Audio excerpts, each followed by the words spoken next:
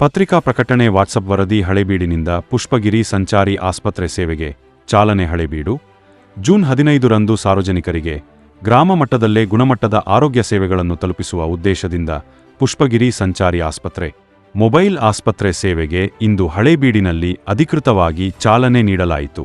ಉದ್ಘಾಟನಾ ಕಾರ್ಯಕ್ರಮದಲ್ಲಿ ಗಣ್ಯರು, ರೈತ ಸಂಘದ ಮುಖಂಡರು, ಸಾರ್ವಜನಿಕರು ಹಾಗೂ ವಿವಿಧ ಸಂಘಟನೆಗಳ ಪ್ರತಿನಿಧಿಗಳು ಭಾಗವಹಿಸಿ ಸಂಚಾರಿ ಆಸ್ಪತ್ರೆಗೆ ಹಸಿರು ನಿಶಾನೆ ತೋರಿಸಿ ಶುಭ ಹಾರೈಸಿದರು.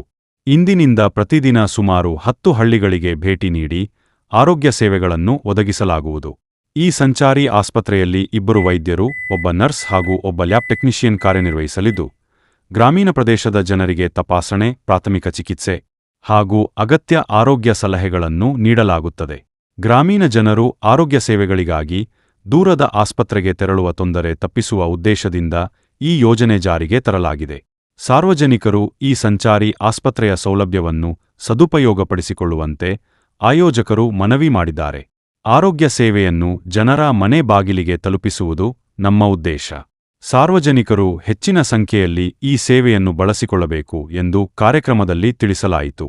ಸಾರ್ವಜನಿಕರ ಆರೋಗ್ಯದ ಹಿತದೃಷ್ಟಿಯಿಂದ ಆರಂಭಗೊಂಡಿರುವ ಈ ಮಹತ್ವದ ಯೋಜನೆ ಗ್ರಾಮೀಣ ಪ್ರದೇಶದ ಜನರಿಗೆ ಬಹಳ ಅನುಕೂಲ.